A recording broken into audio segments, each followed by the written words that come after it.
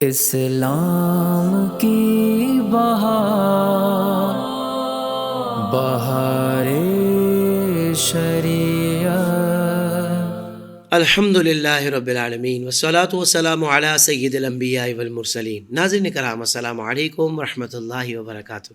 میں ہوں آپ کا میزبان حافظ محمد طاہر قادری اور آپ دیکھ رہے ہیں IDS بہار شریعت۔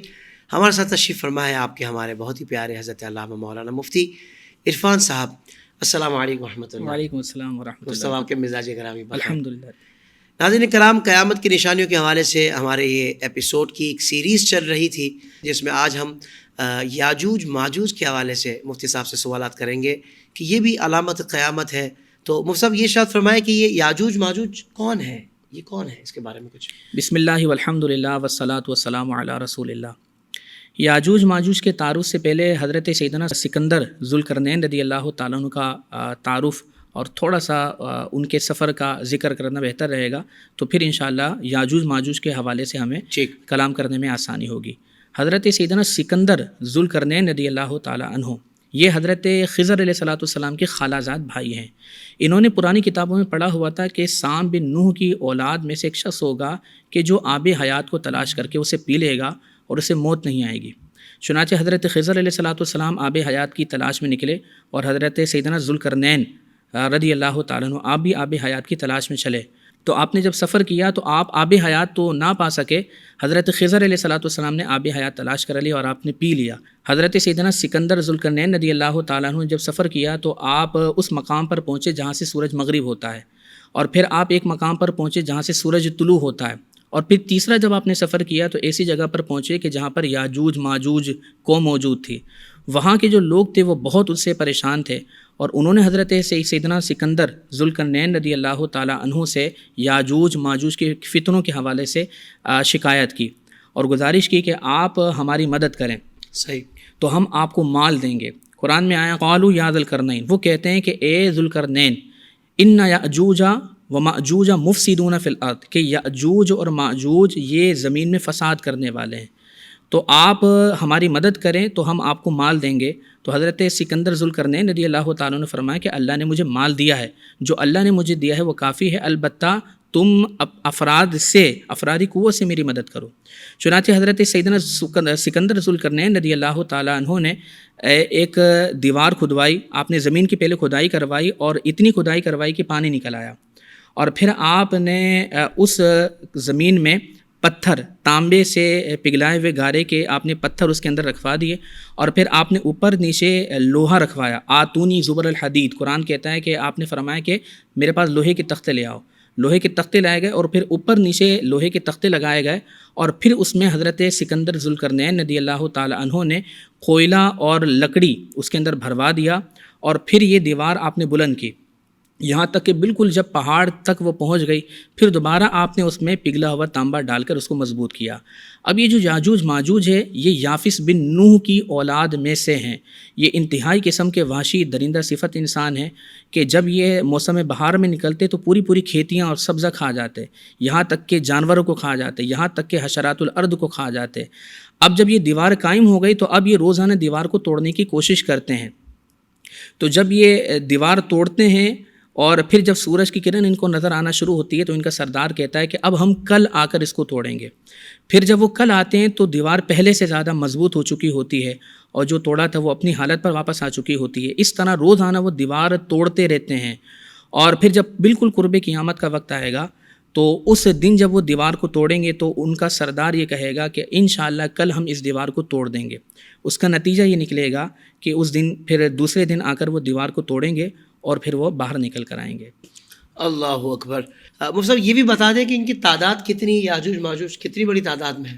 حضرت عبداللہ بن عمر رضی اللہ تعالیٰ عنہ کے حدیث کے مطابق یاجوج ماجوج انسان و جنات سے 9 گنا زیادہ ہیں۔ 9 گنا زیادہ؟ 9 گنا زیادہ ہیں۔ حضرت عبداللہ بن عمر فرماتے ہیں کہ انسان و جنات کے 10 حصے کر لیے جائیں تو اس میں سے 9 گنا یاجوج اور ماجوج ہیں اور 1 حصہ جو ہے وہ انسان و جنات ہیں۔ اللہ۔ اور ان کی تعداد اس سے بھی اس کا اندازہ لگایا جا سکتا ہے کہ روایت میں آیا کہ جب ان میں سے کوئی ایک مرتا ہے تو 1000 اولاد چھوڑ کر مرتا ہے، اور قیامت کے دن جب جنت میں جائیں گے، جہنمی جہنم میں جائیں گے، تو روایت میں سب سے زیادہ جو جہنم میں جانے والے ہوں گے وہ یاجوج اور ماجوج ہوں گے.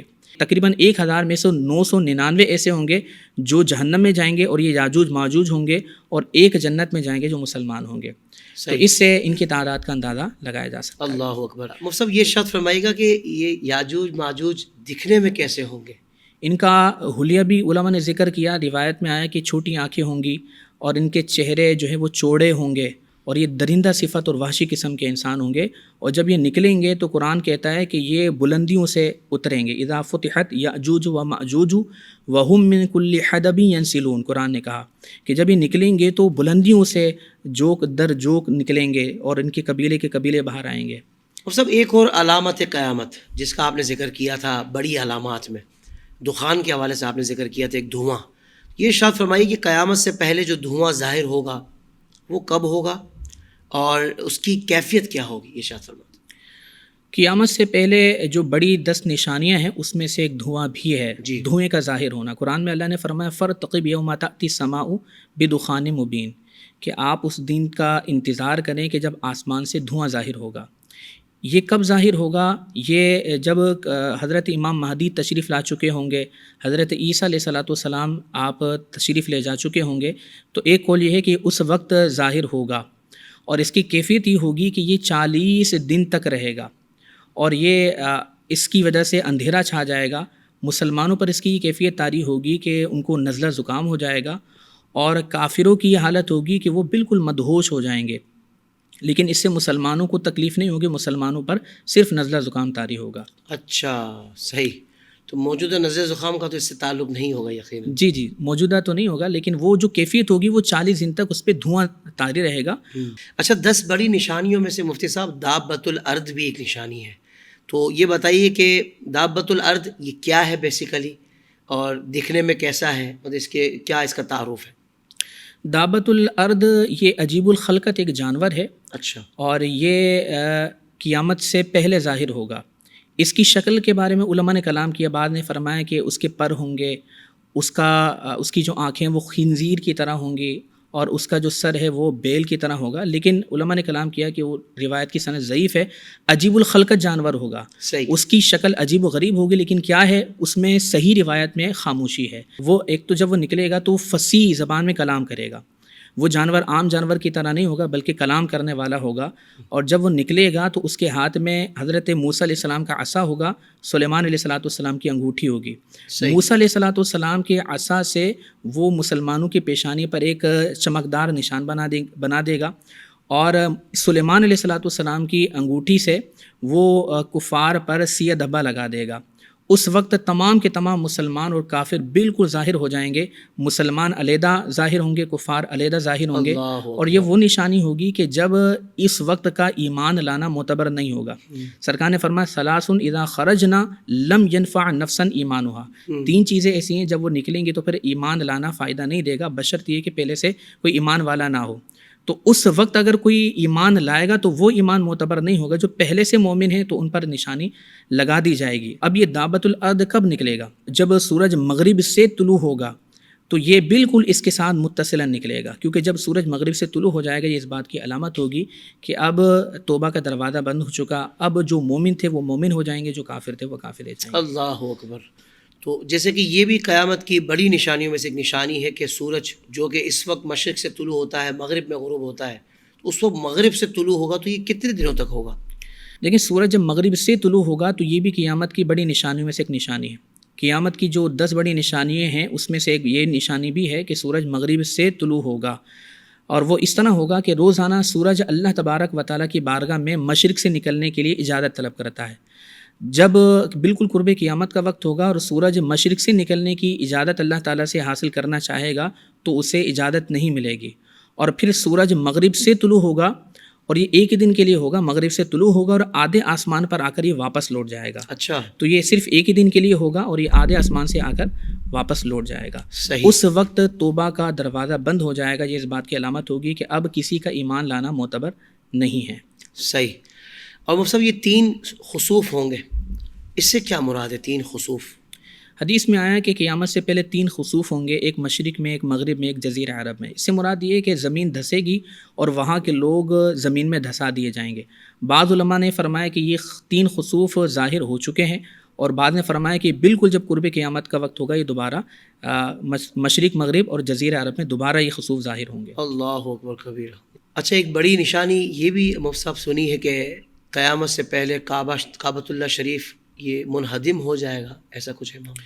جی ہاں، حدیث پاک میں آتا ہے، نبی کریم صلی اللہ علیہ وسلم نے ارشاد فرمایا کہ قیامت سے پہلے ایک پتلی پنڈلیوں والا حبشی ہوگا کہ جو کعبے کو منہدم کرے گا۔ اللہ، روایت میں آیا سرکار علیہ السلام نے فرمایا گویا کہ میں دیکھ رہا ہوں کہ وہ کعبے کے پتھر اکھاڑ کر پھینک رہا ہے، اور فرمایا کہ وہ پتلی پنڈلیوں والا ہوگا۔ ایک نشانی بھی ذکر فرما دی، حبشی ہوگا۔ اب یہ کیوں کرے گا؟ تو روایت میں ہے کہ وہ خزانے کی کھوج میں ایسا کرے گا، خزانے کی لالچ میں ایسا کرے گا، اور پھر وہ کعبے کو منہدم کر دے گا۔ اللہ اکبر۔ اور قرب قیامت میں کوئی اللہ اللہ کہنے والا نہ ہوگا، یہ بھی نشانی ہے؟ جی ہاں، حدیث میں آیا کہ قیامت جب قائم ہوگی تو اس وقت زمین پر کوئی بھی مسلمان باقی نہیں رہے گا۔ اس کا مطلب قیامت مسلمانوں پر قائم نہیں ہوگی بلکہ کفار پر قائم ہوگی۔ قیامت کے آنے سے 40 سال پہلے تمام کے تمام مسلمان اس دنیا سے رخصت ہو جائیں گے۔ اسی لیے سرکار نے فرمایا لا تقوم الساعة حتى لا يقال في الارض اللہ اللہ، کہ قیامت اس وقت تک قائم نہیں ہوگی جب تک کہ زمین پر کوئی اللہ اللہ کہنے والا نہ ہو۔ تو جب قیامت آئے گی تو تمام کے تمام، یعنی قیامت سے 40 سال پہلے تمام کے تمام انسان رخصت ہو جائیں گے، اور قیامت کفار پر آئے گی۔ اللہ اکبر۔ اور خوبصورت بات یہ ہے کہ اس وقت بھی اللہ کے محبوب صلی اللہ علیہ وآلہ وسلم پر درود بھیجا جا رہا ہوگا، کیونکہ اللہ باقی، جو ہمیشہ باقی رہنے والا ہے، وہ اپنے محبوب پر درود بھیجتا ہے اپنی شان کے مطابق۔ سبحان اللہ۔ تو میں نے کہا چلے ایک خوبصورت بات ذہن میں آئی تھی تو وہ بھی بیان کر دی جائے صاحب۔ سبحان اللہ۔ اچھا حضرت، یہ ارشاد فرما دے کہ قیامت کی سب سے آخری نشانی کیا ہوگی؟ قیامت کی جو 10 بڑی نشانیاں ہیں اس میں سرکار علیہ الصلوۃ والسلام نے ارشاد فرمایا وآخر ذالک نار تخرج من الیمن، فرمایا کہ یمن سے ایک آگ نکلے گی، اور وہ آگ لوگوں کو شام کی زمین کی طرف دھکیلنا شروع کر دے گی۔ اچھا، تو تمام کے تمام لوگ شام کی طرف جمع ہو جائیں گے۔ حدیث میں آیا کہ تطرد الناس الی محشرہم، کہ وہ آگ لوگوں کو ہانکے گی اور وہ ان کو ان کے محشر کی طرف، میدان محشر میں جمع کر دے گی۔ تو چونکہ شام کی زمین میں حشر قائم ہوگا، وہیں قیامت آئے گی، تو فرمایا کہ وہ آگ لوگوں کو ہانکے گی اور سب کو میدان شام میں یا شام کے میدان میں جمع کر دے گی۔ صحیح۔ تو کیا وہ اللہ تعالیٰ اس زمین کو اتنی وسعت دے دے گا کہ جس میں سب آ جائیں گے، ایسا کچھ معاملہ؟ جی ہاں، اللہ تبارک و تعالیٰ قادر مطلق ہے، وہ زمین کو وسعت دے گا اور سارے کے سارے لوگ وہاں سما جائیں گے۔ بالکل ٹھیک ہے۔ قیامت آئے گی کس طرح علامہ صاحب، یہ بھی ارشاد فرما دیں۔ دیکھیں، جب حضرت عیسیٰ علیہ السلام وصال فرما جائیں گے، اور حدیث میں آیا کہ آپ نبی کریم صلی اللہ علیہ وسلم کے پہلو میں آرام فرما ہوں گے، تو آپ کی وصال کے بعد جب بالکل قیامت آنے والی ہوگی تو ایک خوشبودار ہوا چلے گی جو مسلمانوں کی بغلوں سے نکلے گی، تو وہ سارے کے سارے وصال کر جائیں گے اور کافر پر کوئی اس کا اثر ظاہر نہیں ہوگا۔ اب 40 سال تک صرف کافر ہوں گے، اور اس وقت ہر ایک کی کسی کی بھی عمر 40 سال سے کم نہ ہوگی۔ اور پھر جب یہ 40 سال کا عرصہ گزر جائے گا تو پھر اللہ تبارک و تعالیٰ کے حکم سے حضرت اسرافیل علیہ السلام سور پھونکیں گے، اور اس سور کی آواز نکلے گی، ابتداءً ہلکی ہوگی، وہ بڑھتی جائے گی، اور اس کی آواز سے تمام کے تمام انسان فنا ہو جائیں گے۔ اور پھر 40 سال کے عرصے کے بعد پھر اللہ تبارک و تعالیٰ دوبارہ سور پھونکنے کا حکم ارشاد فرمائے گا، اور پھر تمام کے تمام انسان دوبارہ زندہ کر کے حساب و کتاب کے لیے اللہ کی بارگاہ میں پیش ہوں گے۔ ٹھیک ہے، پیش ہوں گے۔ تو مفتی صاحب یہ بتائیے کہ میدان محشر میں صرف روحیں اٹھیں گی یا جسم، یعنی دونوں اٹھیں گے؟ اسلامی عقیدہ یہ ہے کہ میدان محشر میں صرف روحیں نہیں اٹھیں گے، بلکہ اللہ تبارک و تعالیٰ کے حکم سے جتنی بھی روحیں ہیں وہ اپنے اپنے اجسام میں داخل ہو جائیں گی۔ اچھا، انسان کا جسم بالکل ختم ہو جائے، آگ اس کو جلا دے یا جانور اس کو کھا جائیں، اس کے جسم کا ایک حصہ باقی رہتا ہے جس کو عجب الضم کہتے ہیں۔ یہ حصہ جو ہے اسی سے اللہ تبارک و تعالیٰ انسان کو زندہ فرمائے گا، وہ روح اس میں داخل ہوگی اور پھر اللہ تبارک و تعالیٰ اسی سے انسان کو زندہ فرما دے گا اور اس کے جسم پر گوشت پوست آنا شروع ہو جائے گا۔ اس کا مطلب یہ کہ وہ نئی تخلیق نہیں ہوگی بلکہ اسی سے اللہ تبارک و تعالیٰ انسانوں کو زندہ فرمائے گا۔ تو حشر صرف روحوں کا نہیں ہے بلکہ روح اور جسم دونوں پر حشر ہوگا، اور وہ دونوں اللہ تعالیٰ کی بارگاہ میں، یعنی انسان روح و جسم کے ساتھ اللہ کی بارگاہ میں حساب و کتاب کے لیے پیش ہوگا۔ اللہ اکبر کبیرہ۔ یہاں ہمارے پروگرام کا وقت مکمل ہوا۔ السلام علیکم ورحمۃ اللہ وبرکاتہ۔